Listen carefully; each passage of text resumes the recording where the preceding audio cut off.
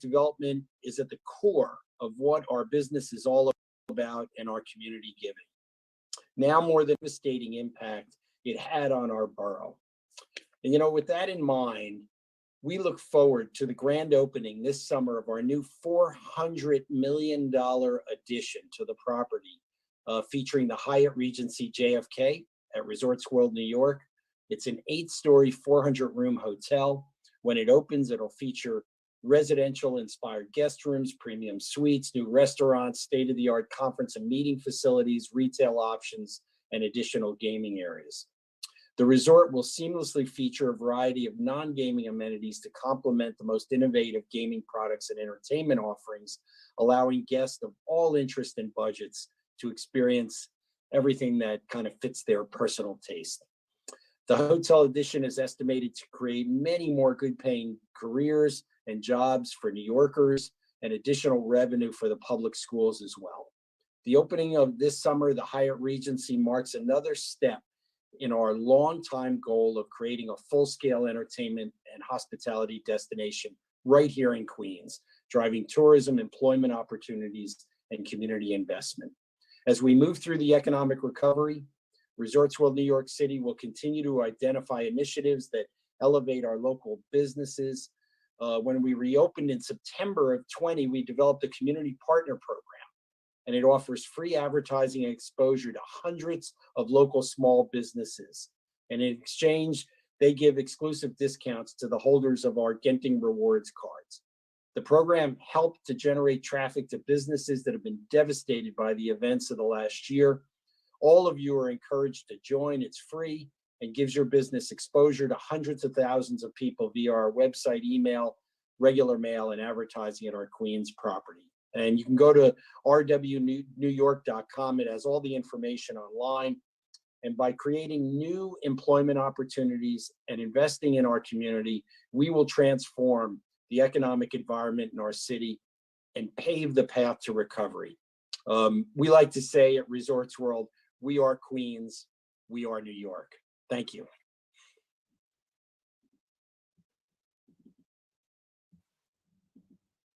Resorts World New York City, where New Yorkers play. 6,500 slots. Stay and play. Resorts World New York City. Well, thank you so much, Bob. That was really great. And I'll give him credit for really knowing his audience. Again, Queens has gone through so much over the past year, the epicenter of the pandemic early on.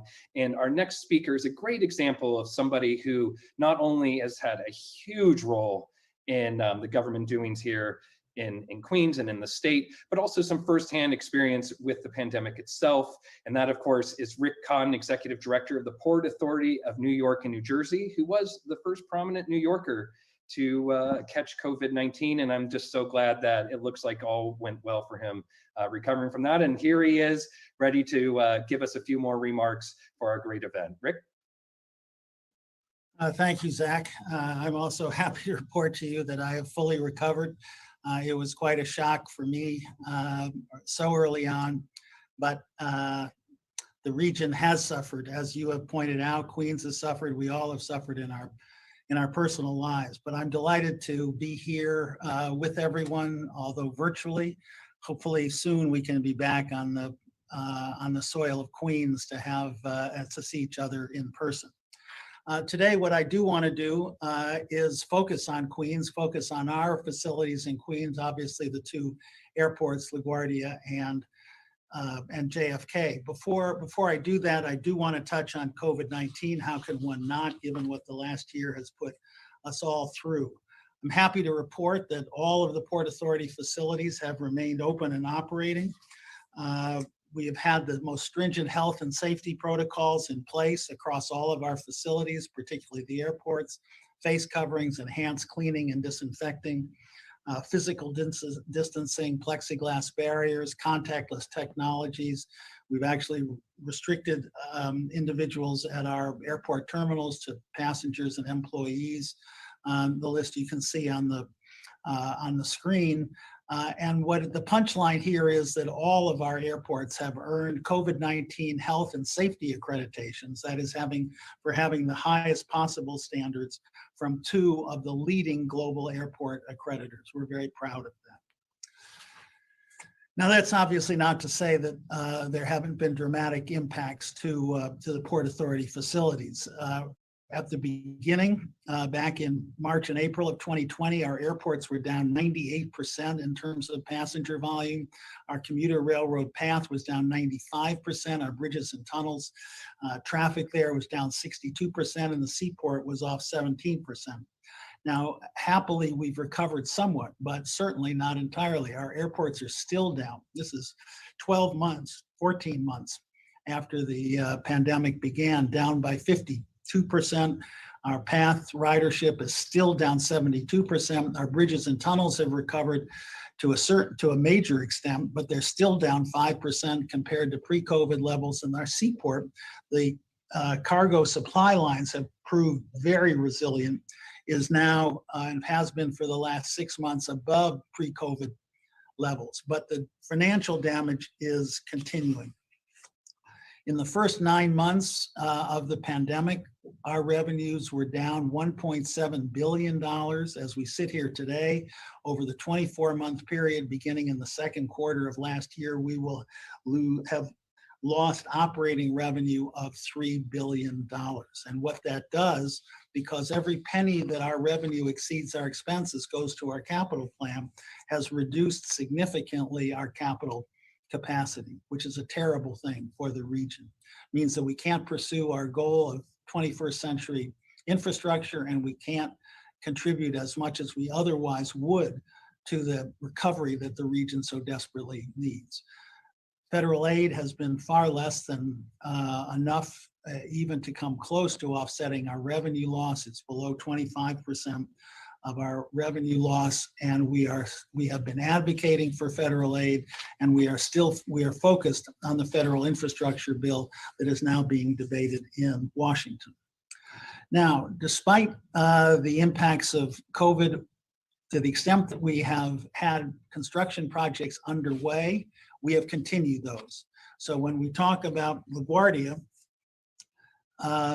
I should say where the big picture here is that our ambitions are to have an unprecedented rebuild of all 3 of our major airports, and that doesn't mention our ambitions at the bus terminal, the George Washington Bridge, and other of our key infrastructure projects. But let's turn to our airport projects in Queens. Our framework here is 21st century global standard facilities. We want best-in-class technology. We want best-in-class sustainability and environmental protection features in the context of appealing civic art and architecture. We want best-in-class customer experience, state-of-the-art security, iconic local concessions, dramatically improved access to the airport, and very important, we have an overarching commitment to doing business with local businesses, to community consultation, and to doing business with minority and women-owned businesses. So let's turn to the Queens airports. We have an $8 billion LaGuardia redevelopment program that is underway, and it is in its final stages. We have to acknowledge that LaGuardia historically was awful. It was the lowest ranked in any customer survey, and we're committed to taking it from worst to best. We're doing so with 2 private sector partners, LaGuardia Gateway Partners and Delta. What you see on the screen is a rendering, but every single facility, every single building, every single concourse, every single arrivals and departures hall, every single passenger facility that you see there is being built new. The old has been torn down to the ground. There is no passenger facility that was in place historically will be left, with the exception of the Marine Air Terminal, which is landmarked. Next slide. So what you see here again is that same rendering, but now colored in red are the facilities that are already completed and open to the public. As you can see, the western half of the airport, Terminal B, is 90% complete. Next slide, please.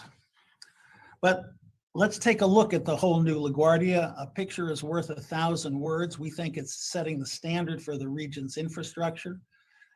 Let me show you an early comment on it. New York's LaGuardia Airport, like you've never seen it before. LaGuardia goes from third class to world class. Hard to believe you're in LaGuardia. Disgraceful to breathtaking. LaGuardia's high-flying makeover has travelers doing double takes. Let's take a look.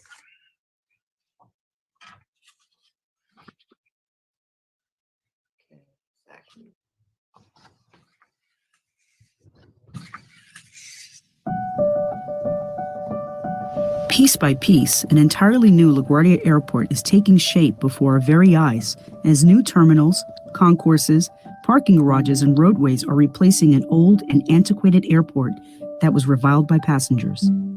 You can see and experience the progress yourself as 50% of the new LaGuardia, with its sleek and modern exterior, is already open to the public, a manifestation of what is to come.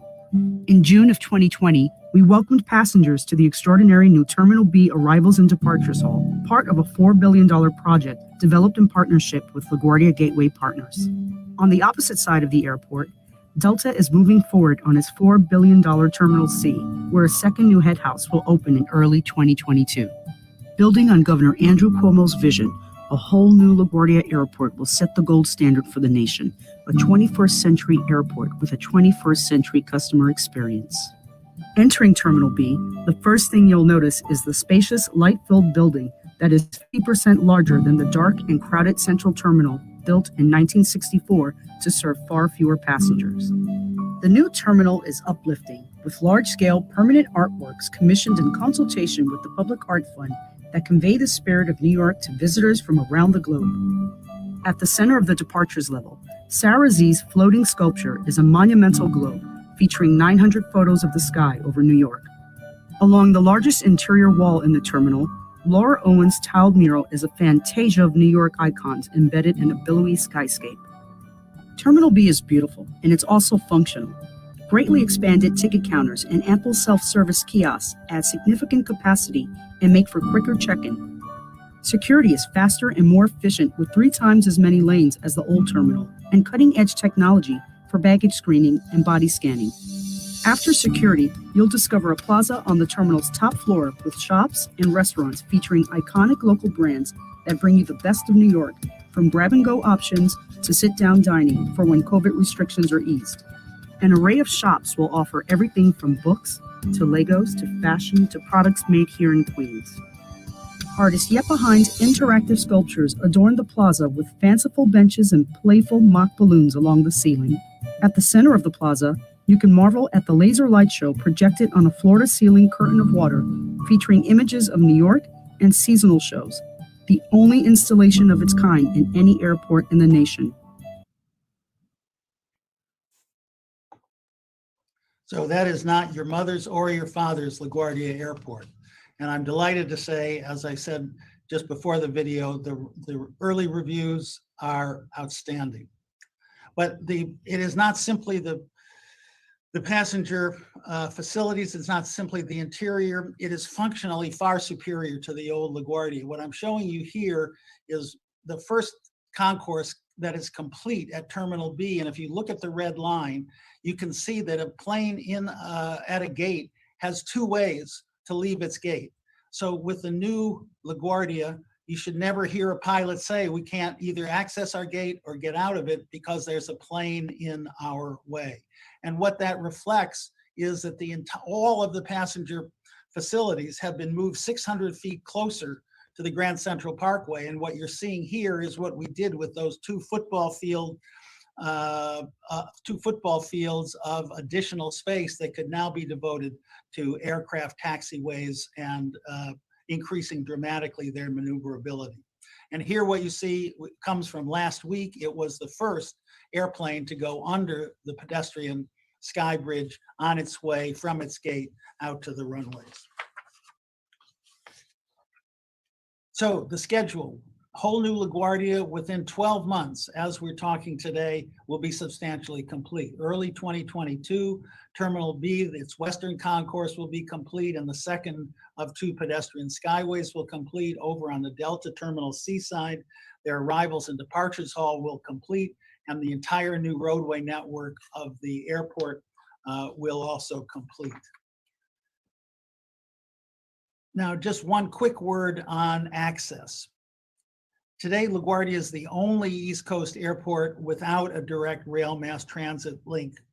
That is completely unacceptable. It leads to, predictably, it contributes to congested roadways, unreliable travel times to the airport for travelers, but the congestion also contributes to excess air pollution, greenhouse gas emission, which is a bane for the neighboring community.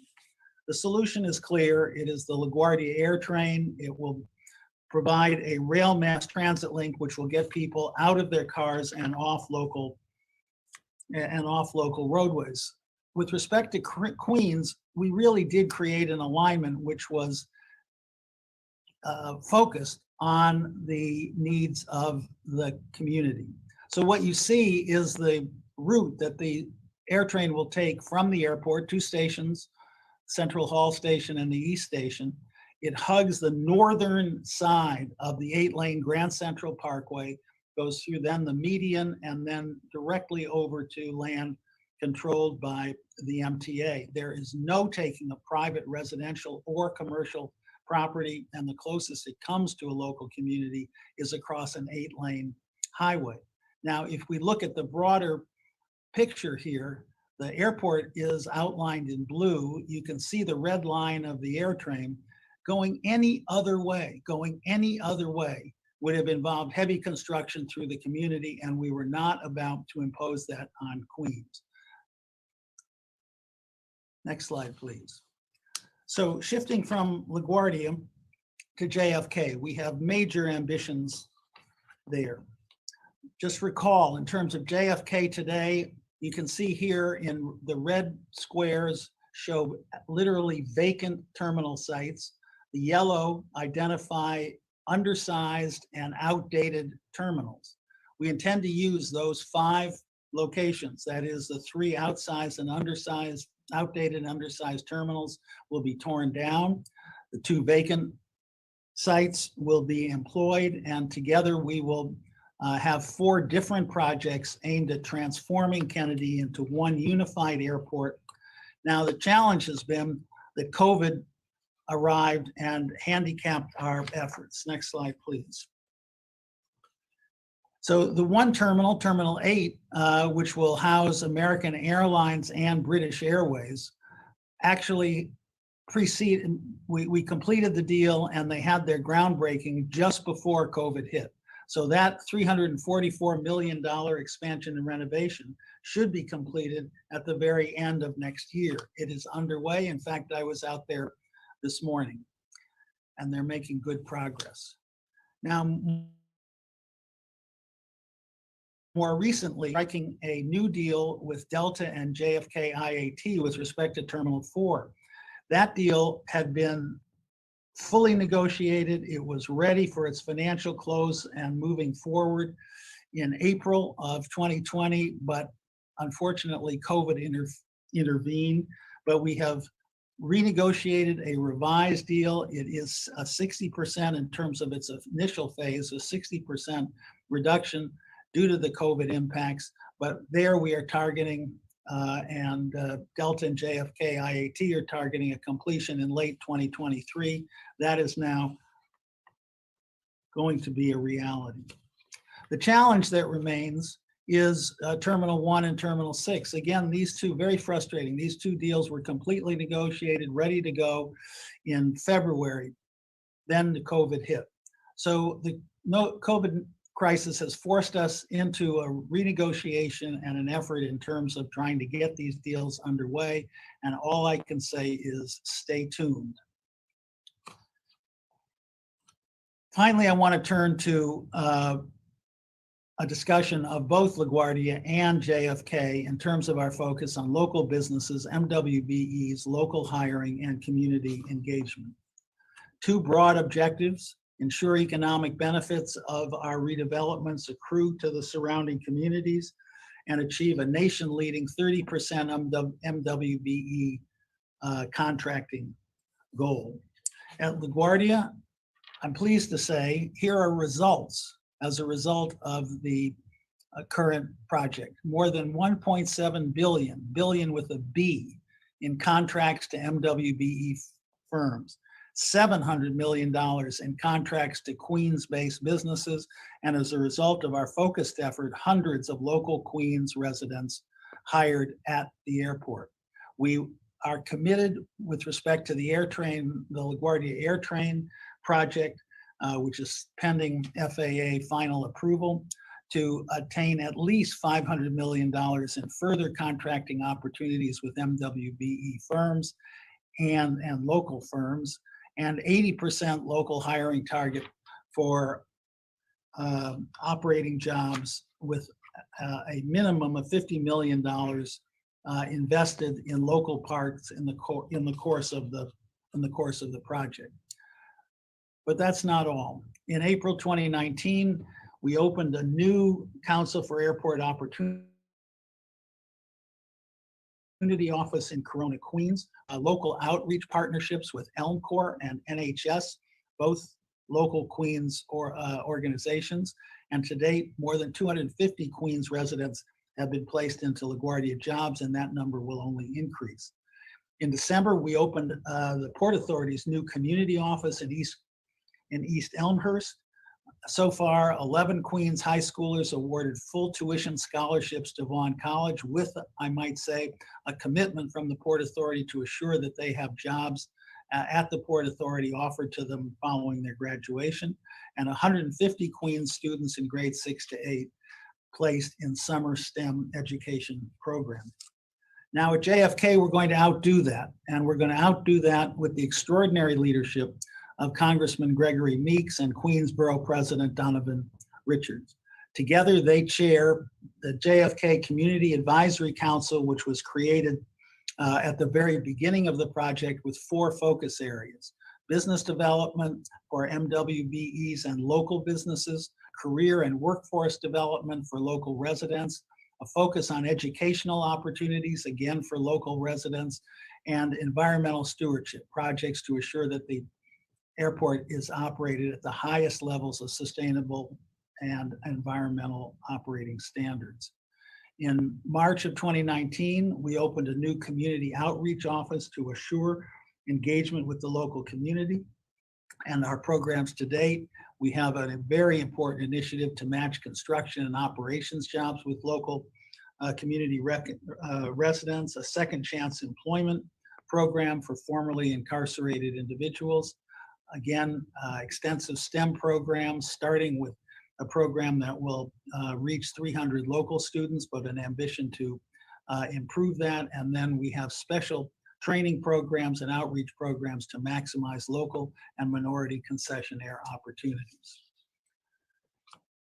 So I appreciate your listening. Our Queens Airport projects, we think, will set the standard for the nation. They will set the standard for the nation, not only in terms of the quality and functionality of the airport, but also for our ability to provide opportunities for the community, and in particular, obviously focused on Queens. So with that, I thank you for the opportunity. I'm privileged to share the podium with the elected officials, Carolyn Maloney and Donovan Richards, and I salute both of them as extraordinary public servants. So with that, Zach, I'll turn it back to you. Well, thank you so much, Rick. That was so great. Rick Cotton, Executive Director of the Port Authority of New York and New Jersey. I'll offer a very quick summary of what he just said. In the before times, LaGuardia was LaGuardia. Now they're comparing it to a Disney character, Anastasia. It's amazing. So without further ado, again, thank you, Rick. We brought in Bob DeSalvio, President of Gentine Americas East, of course, from the private sector. We got Rick Cotton here from the 4th branch of government, from the Port Authority of New York and New Jersey. Now we're bringing in the federal representative, one of the big stars of the Democratic majority down there in Washington. It is none other than Representative Carolyn Maloney, representing New York's 12th Congressional District. She, of course, is chair of the House Committee on Oversight and Reform. Thank you so much for joining us, Congresswoman. Well, thank you, and hello and good evening to everyone. I'm very honored to have been included in City and State's Queen's Power 100 list, and I am delighted to be here to hear all the great things that Rick Cotton is doing, and it's exciting, all the development there. But I'm excited to be speaking with you, and I want to thank Ralph Ortega and Tom Allen for inviting me. And we have to thank City and State for what they do all year long. They bring to the forefront all that is going on in Albany, New York, and Queens. So if you really love politics and democracy and government, you have to love City and State. They are the team that highlights our successes and points out what we as elected officials need to be doing better. So tonight we recognize all the leaders who make our city and borough of Queens work, and recognized on the Power 100 list are elected officials, labor leaders, educators, and community organizers. And we are so grateful that City and State actually watches what we do and reports on what we do. And these people that are honored tonight are part of what make New York and City such a great place to live and to invest and to work in. I have the immense privilege of representing Astoria and Long Island City in Congress, along with parts of Manhattan and Brooklyn. And according to the Guinness World Records, Queens is the most diverse place in the world, with at least 138 languages spoken here. And when you look at the Power 100 list, you see just that. There are so many outstanding individuals who represent both the diversity and the accomplishment of the borough.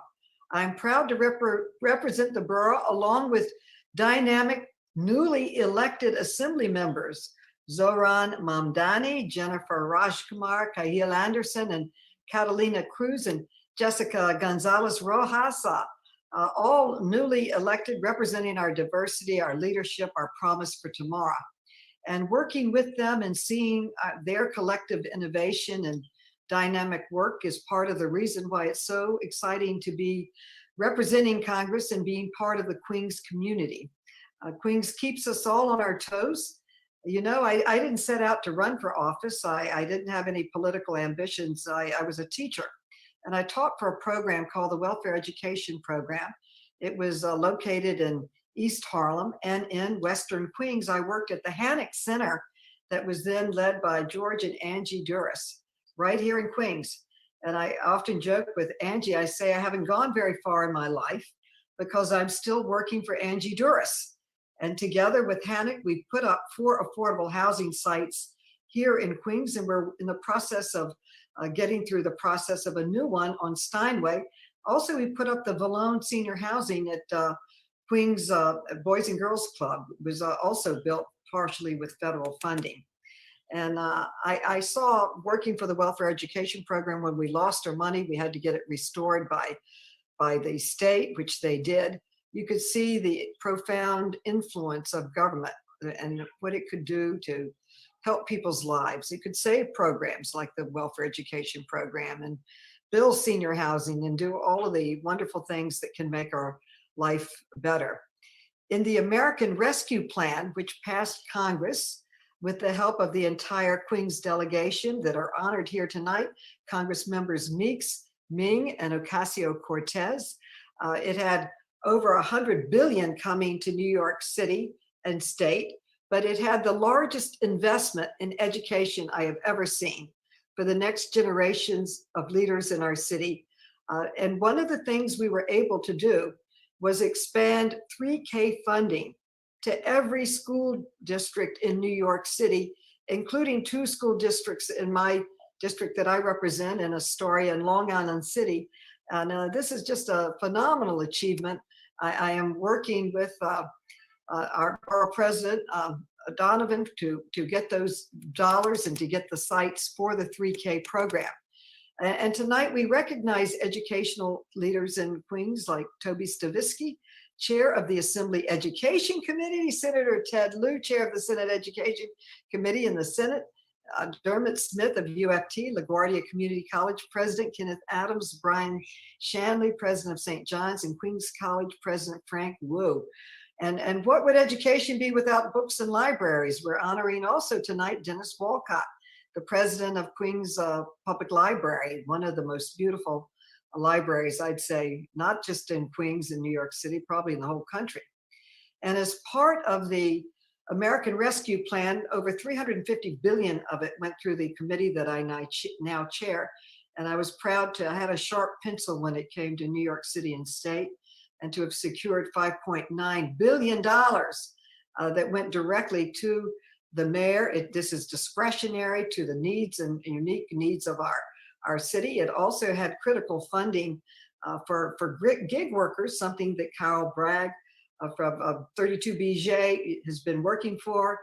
We funded that for the first time in unemployment insurance and brought critical funding for infrastructure, for individuals and so many other areas. And with that money and other policies and funding from the American Rescue Plan, we have been able to get Queens residents vaccinated. It had 20 billion in vaccination in the plan, provided much aid to our small businesses, our restaurants, allocated critical funding for nutrition and food access programs. But what is funding without leaders? We need leaders on the local level to spend that money in ways that would benefit our borough. And Borough President Richards and Deputy Borough President Rhonda Benda, two honorees, ensure that that money will be distributed equitably and where it's most needed in Queens. Community leaders like Jonathan Forgash, who's been feeding Queens residents. There's more money coming in to continue those important programs for his important work. And after the CARES program passed, Queens Chamber of Commerce President Tom Gresh, also honored tonight, called me and the other congressional members and said Queens wasn't treated fairly.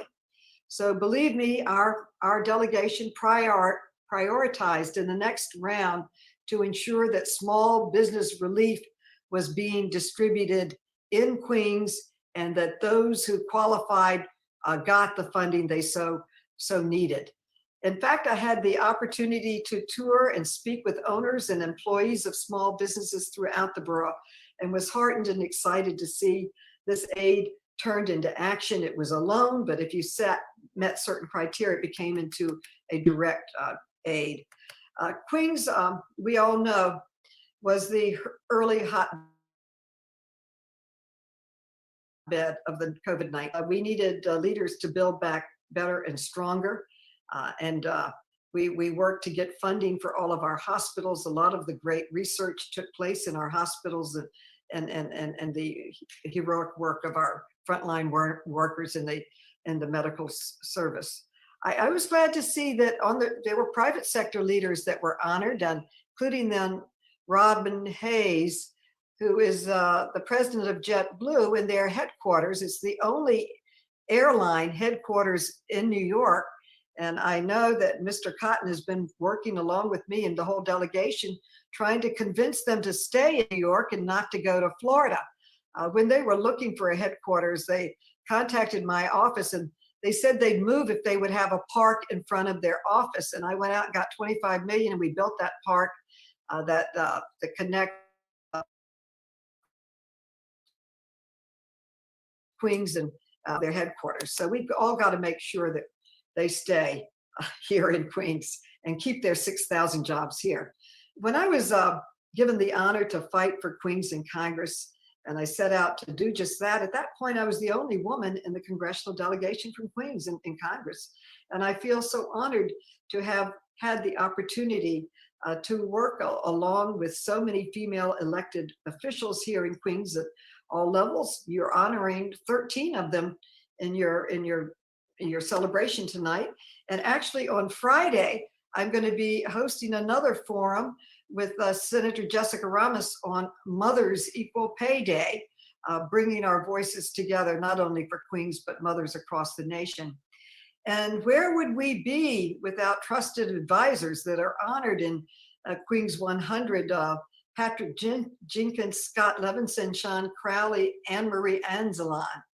I was very pleased to see Liz Luskin and the LIC partnership honored, and it brought me back to memories as a staffer in Albany when I first began working. One of the first pieces of legislation that I authored for the city's committee was business improvement districts that allowed businesses to come together in a partnership, raising money, working together to improve the neighborhoods, and to see that concept and idea put into the ground and led so beautifully by Liz Luskin and the LIC partnership, really helping to support the businesses, the people, the needs of the people in Queens. And Queens has always played a critical role in my prioritizing my goals in Congress, starting with infrastructure. Infrastructure is in my DNA. I love working for it. And one of the first, actually the first major infrastructure project I got funded was in Queens. And there was a tunnel to nowhere between Manhattan and Queens, Manhattan 63rd Street and Queensbridge, one of the most important areas. It has the largest and most successful housing public development, not in New York, but in the whole country. And we got 300 million to build the F train, connecting Queens and Manhattan, improving the quality of life of residents in Queens to move back and forth. And the billions of dollars that we got for the East Side Access, working with other members of the delegation to bring the LIRR service to the east side of Manhattan, Grand Central. But there is something that is missing, something that I've been working with Senator Gianaris on.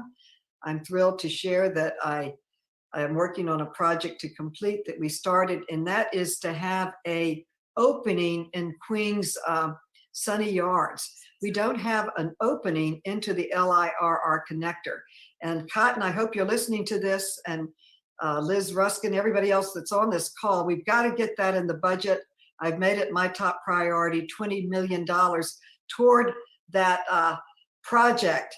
And the Queens Connector created thousands of union jobs. And I was pleased to see so many union leaders like Edwin Christian and Pat Dolan of the Steamfitters honored. All of these projects help create jobs. I guess my prize project for Queens was $800 million to build, or it wasn't to build the new Kosciuszko Bridge, it was to refinance it and to modernize it. It was the worst bridge in the nation when I first went to office. Now it's one of the best and most modern. It's even lit up at night. It brings two communities together that I represent, Queens and Brooklyn. And I think it's one of the best bridges I've ever had the honor. When I get depressed, I just get in a car and ride back and forth because you've got a park, you've got bikes, it's got everything. It's the best bridge in New York now. And I have to mention something very important now that on mass transit. A project that we're working on in government right now is high-speed rail between Manhattan and Boston. It's a joint project request from New York, Connecticut, and Massachusetts delegations.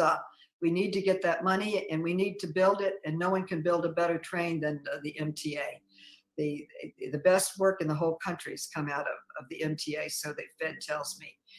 But when a lot of governors were turning back their high-speed rail money, I went out and got some and got it directed to the Sunnyside Rail Yard to straighten out the tracks, getting ready for high-speed rail, which hopefully in the new infrastructure package that we're pushing, it will have both the entrance into the Sunnyside Yards and also the high-speed rail between the two.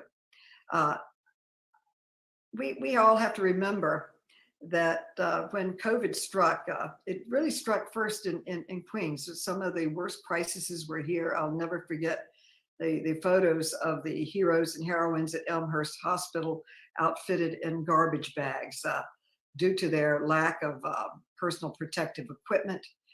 This was infuriating. It was risking lives. I worked to help manufacture it and start supplying it to our hospitals. We ended up actually exporting it. But because of the leaders in health and medicine in Queens, like Jacqueline Macaria, Carmen Hernandez, and Jason Nidick, that we were allowed to recover and rebuild the role that our American leaders in Queens and other hospitals played in this COVID crisis. A lot of the alternatives, the treatments, the research all took place here in Queens and in our hospitals. And as soon as the COVID-19 vaccine was available, along with the New York delegation, and I'd say every elected official, we worked to get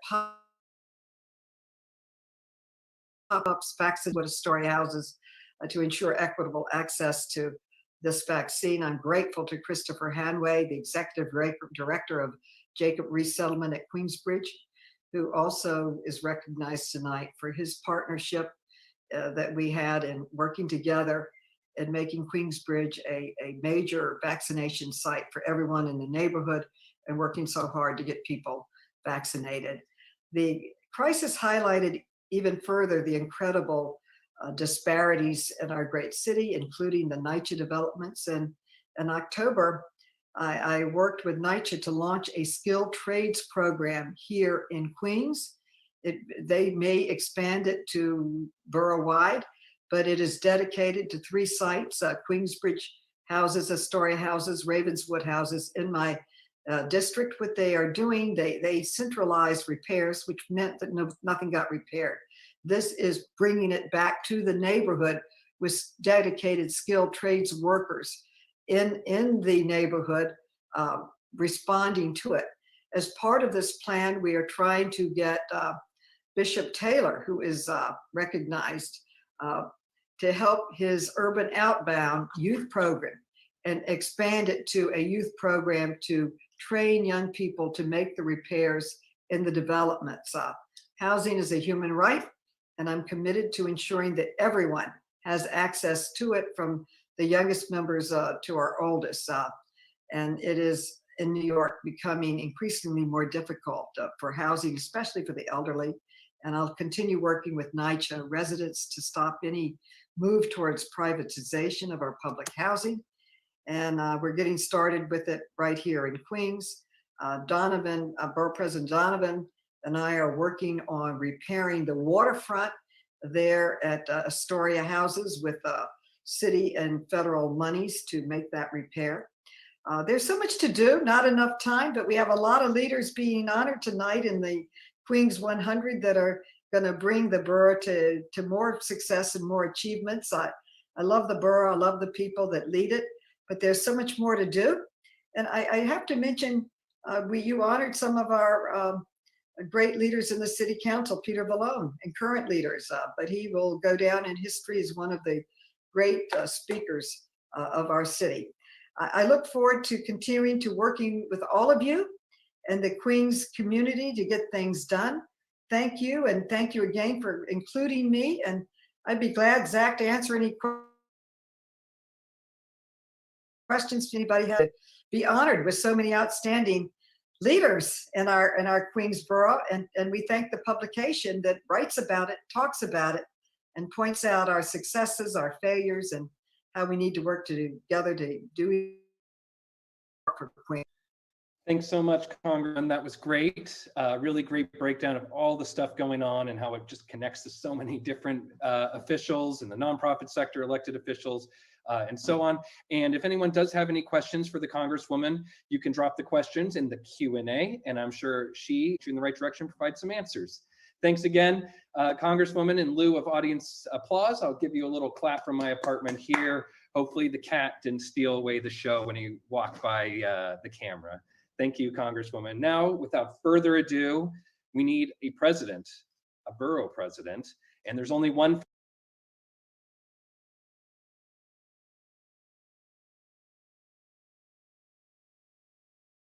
for Queens, and that, of course, is Borough President Donovan Richards, who had prepared a few pre-recorded remarks for us tonight.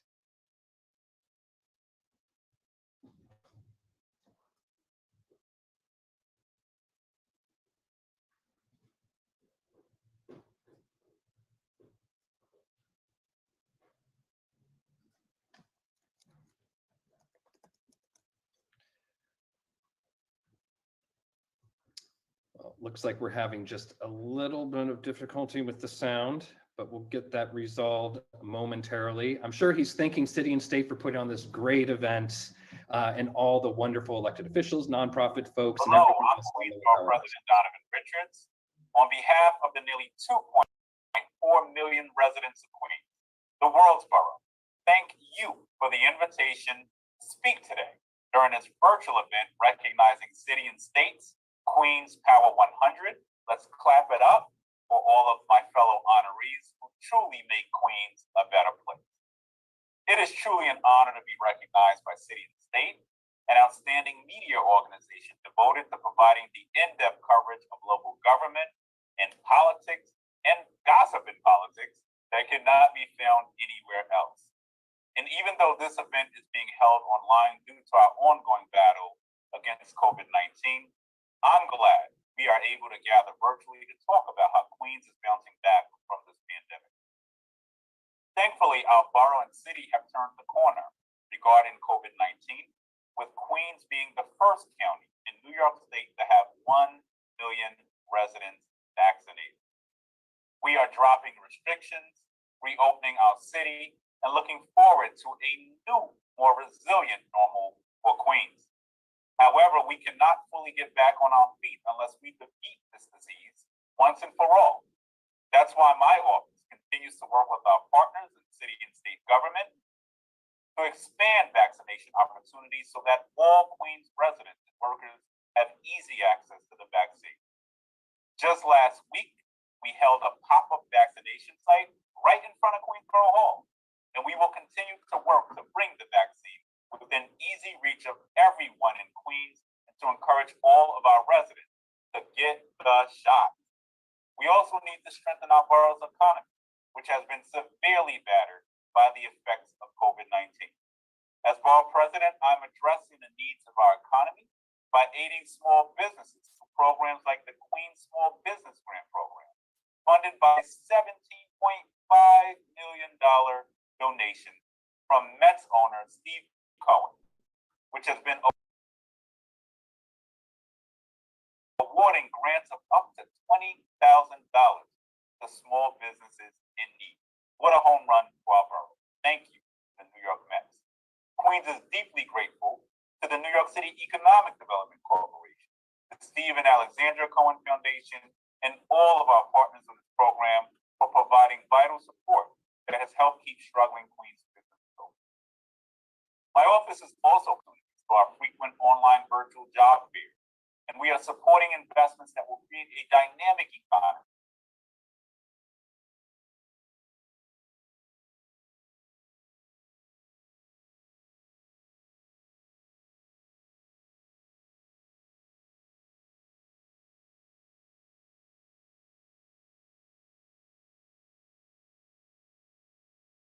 Rooted in equity and change.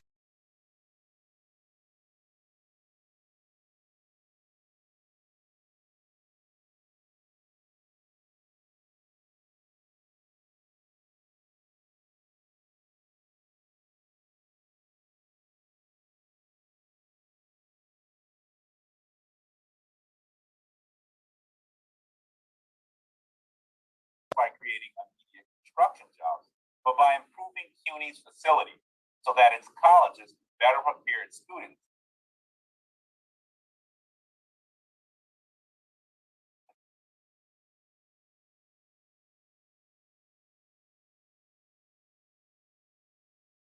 across Queens as well.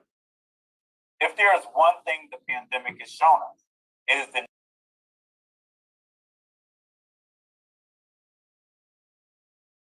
need for better health care for all.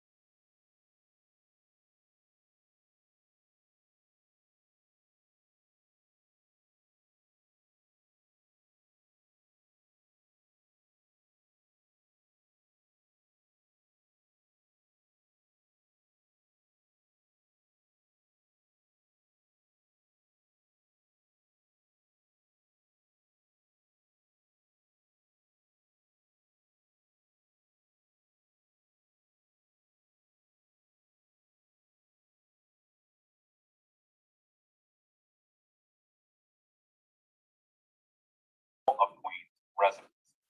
Tell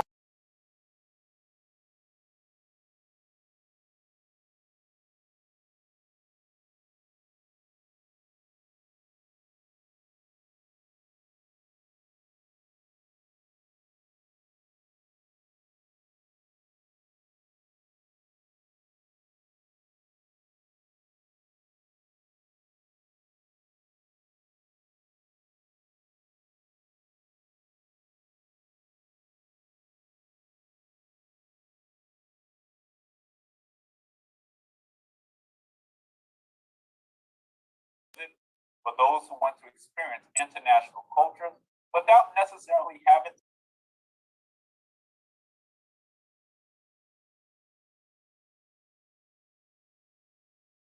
to travel abroad.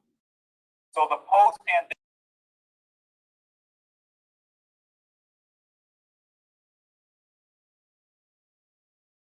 as we strive together to get the job done. Thank you once again for the invitation and the recognition today. I wish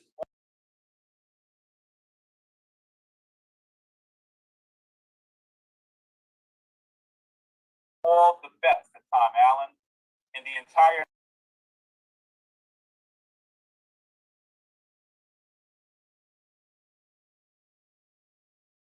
team at City and State as you continue to do your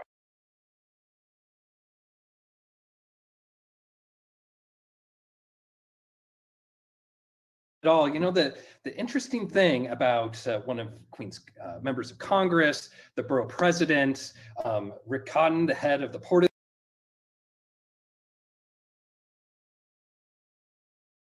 Authority, is they're so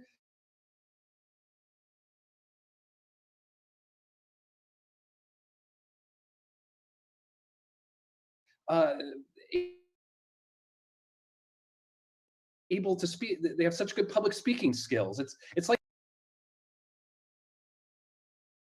they do this for a living, talking about all the big issues affecting Queens. But now we're done. They're tuning into our program today. This is an event for them above anybody else. So at number 100, we have Daniel Leone, President and CEO of Queens Public Television. At number 99, Shamsi Ali, Director of the Jamaica Muslim Center. At number 98, Jonathan Forgash, co-founder of Queens Together. Number 97, Aleeia Abraham, founder of the Black Resource Network. Number 96, Christopher Hanway, Executive Director of Jacob A. Reese Neighborhood Settlement. I think he got a shout out from Congresswoman Maloney a little bit ago. At number 95, we have a dynamic duo, Lance Furtado and Todd Furtado, who are respectively Executive Director and President of the King of Kings Foundation, which is in Queens, in case that wasn't clear. Number 94, Judith Zangwill, Executive Director of Sunnyside Community Services. Number 93, Kay Bain, co-founder and Executive Director of Community Capacity Development. At number 92, Charles Boyce, President of Boyce Technologies. Number 91, Biani Garcia, Trans Immigrant Project Lead at Make the Road, New York. And at 90, Alex Camarda, Director of State Government Affairs at Charter Communications. That's our first 10. Now to the 80s. At 89, Satish Noori, attorney in charge at the Legal Aid Society, Queens Neighborhood Office. 88, Clifford Weldon, president of the Queens County Bar Association. Number 87, he's got the power, you might say, Richard David, Queens Director of Corporate Affairs at Con Edison. At number 86, Edwin Christian, business manager at the International Union of Operating Engineers, Local 1414B. And at 85, Brian Simon, founder and managing partner at Hollis Public Affairs. Number 84, Patrick Dolan Jr., president of Steam Fitters Local 638. I think we've heard of them. And at number 83, Kevin Livingston, president of 100 Suits for 100 Men. Go on YouTube and check out the video I did about him once upon a time. And at 82, Carl Goodman, executive director of the Museum of the Moving image. Maybe someday we'll be on there with this event. Number 81, Margaret Honey, President and CEO of the New York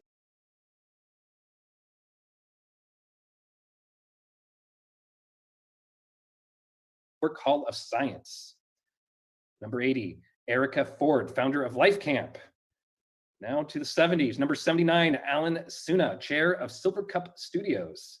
Number 78, Kevin Alexander, president and CEO, Rockaway Development and Revitalization Corporation. 77, Scott Crowley, senior vice president at Fontes Advisors.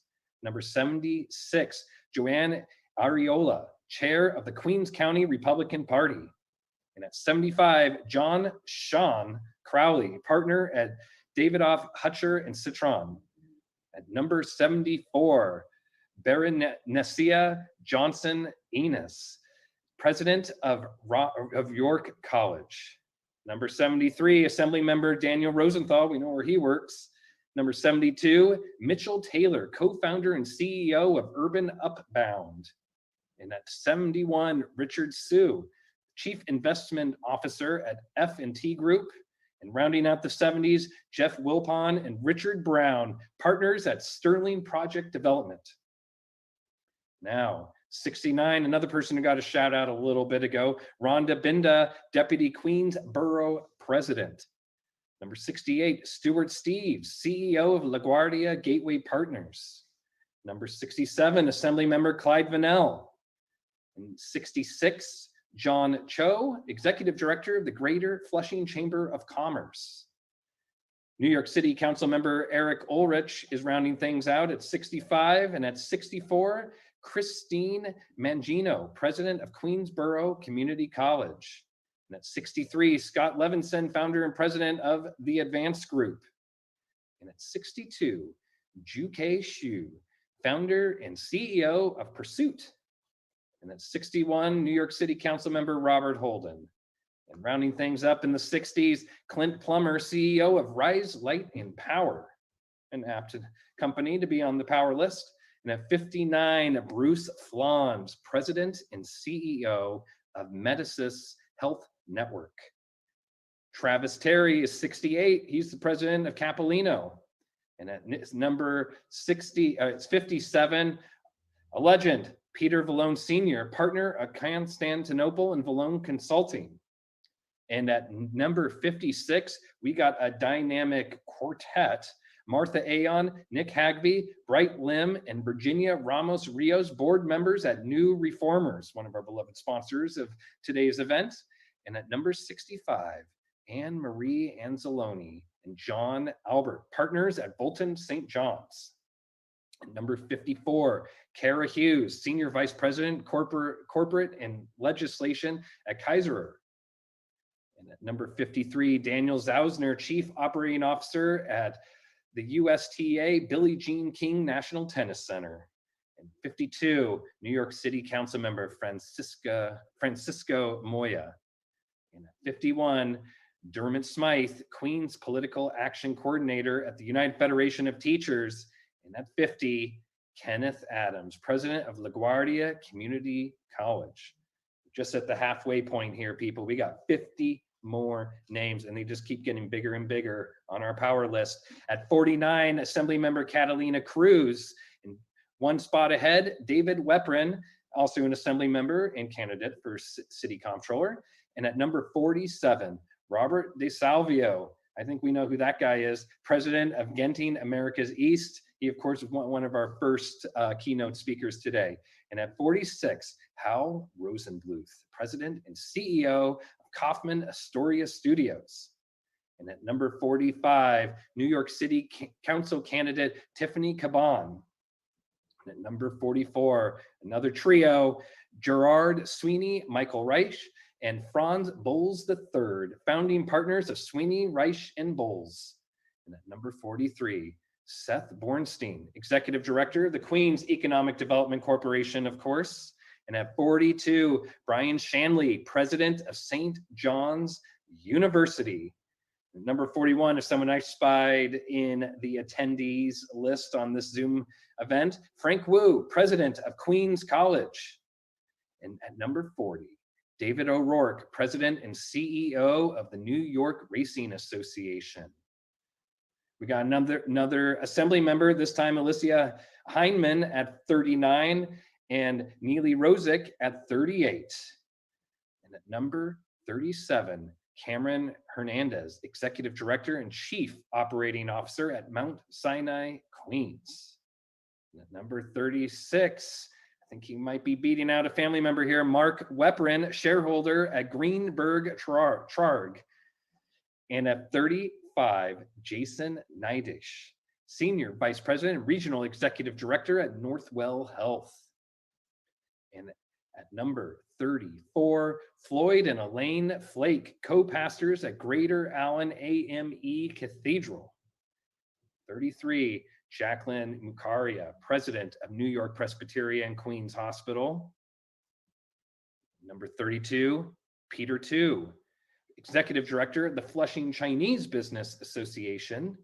And at 31, Helen Artriaga Landaverde and Neil Moore, CEOs of Elmhurst Hospital Center and Queens Hospital Center. What a busy year I'm sure they've had. And at number 30, we got a legislative quartet, Khalil Anderson, Jessica Gonzalez Rojas, Zoran Mamdani, and of course, Jennifer Rajkumar, freshman Democrats and members of the New York State Assembly. And at number 29, it's Mr. Met, Steve Cohen, the owner of the New York Mets. And at number 28, Michael Wallace, President and CEO of CMW Strategies. The next one at number 27 is always flying high, Robert Hayes, CEO of JetBlue. And at 26, Taekwana Henderson Rivers, President of Connective Strategies. And at number 25, New York City Council member Jimmy Van Bramer. Number 24, Elizabeth Luskin, President of the Long Island City Partnership. And at number 23, Hope Knight, President and CEO of the Greater Jamaica Development Corporation. Ooh, and at number 22, we saw her a little bit ago, Representative Carolyn Maloney of the New York Fighting 12th Congressional District. And at number 21, Dennis Wolcott, President and CEO of Queens Public Library. At number 20, Patrick Lynch, President of the New York City Police Benevolent Association. And one spot ahead is Kyle Bragg, President of 32 BJSEIU. And at number 18, Thomas Grech, President and CEO of the Queens Chamber of Commerce. And at number 17, Patrick Jenkins, founder of Patrick B. Jenkins and Associates. Number 16, ooh, we got a couple legislators here. At number 16, State Senator James Sander Jr. At number 15, Toby Ann Stavisky. At number 14, State Senator Joseph Adabo Jr. And at number 13, State Senator Leroy Comrie. Just ahead of them across the aisle is Assemblymember Ron Kim. And at number 11, another legislative duo, but different place, Karen Kauselitz and Danny Drum, both of the New York City Council. We're at the top 10 now. Who do we got left? Still got some big names, 10 of them, in fact. At number 10, we got Rick Cotton, the Executive Director of the Port Authority of New York and New Jersey, who we heard from a little bit earlier, all the exciting things they're doing there. At number 9, New York City Council member Adrian Adams. At number 8, this guy has been around a while and people know him around Flushing, that's for sure, State Senator John Liu. At number 7, the Beep, Queensborough President Donovan Richards.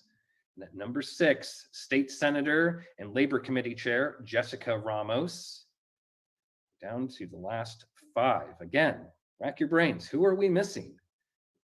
I think you'll realize it as soon as they come right out of my mouth. Number 5, Queens District Attorney Melinda Katz. And at number 4, 3 letters is really all you need. AOC, of course, that's Representative Alexandria Ocasio-Cortez. And at number 3, Gregory Meeks, member of Congress and of course, chair of the Queens Democratic Party. Down to the final 2. At number 2, Representative Grace Mung. And at number 1, Who could it be? Drum roll. State Senate Deputy Majority Leader Michael Gianaris. That is 100 very important names for anyone that cares about what's happening in Queens, who is doing things, and most importantly, who are the 100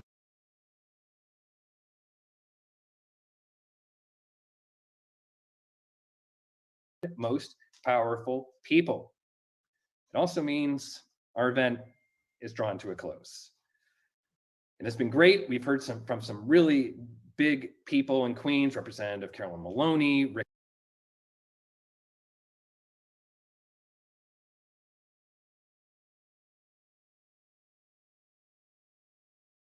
Cotton of the Port Authority, among two of them, of course, the borough president.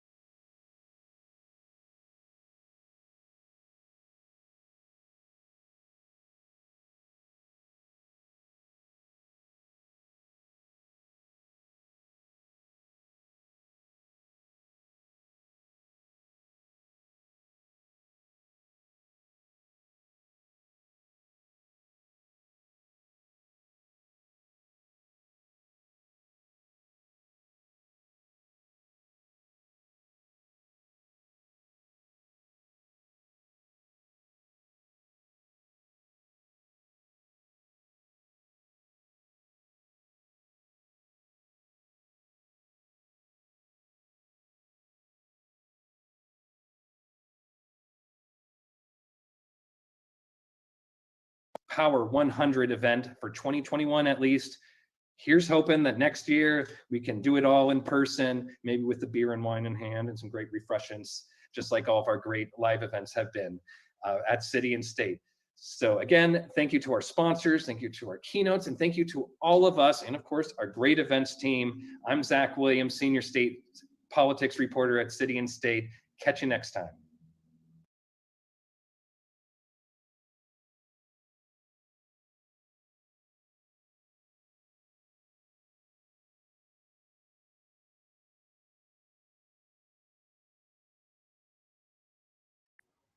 Okay, that's it, guys. Thank you for joining us. Thank you to City and State for including me on the Power 100 list. Congratulations to everyone that made the list, particularly the people that participate in the Black Resource Network. I'll see you guys next time. But before I go, you know that I have to say, don't forget to come out to the car wash on Saturday at Springfield High School. June 5th at Springfield High School. They will all be there. We will have merch on sale, but most importantly, it's a day to honor our seniors. There's always Youth Day. When do you see Elders Day? So come out and help us appreciate the elders in our community. Eat some food, do some line dancing, play some spades. We have the basketball game, over 40 basketball game. Some of these guys are going to participate. Council member Sylvina Brooks Powers is able to lock us in a COVID vaccine truck. So if you're into vaccines, you're into staying healthy, come on out and get your vaccine. There's going to be Double Dutch. There's going to be, what else? Oh, we're doing a campaign against hunger, is giving away fresh produce. There's going to be speakers. The DA is coming out to talk about some things we should know in the community. Con Edison is coming out to give out information, and more stuff and more stuff and more stuff. And clearly we need volunteers. So if you want to volunteer to come help us do any of this, please hit up Letitia. Yes, not me, Letitia. All right, guys, I'll see you soon. See you on Saturday. Later. Oh, no, we should end with a clap. Yay!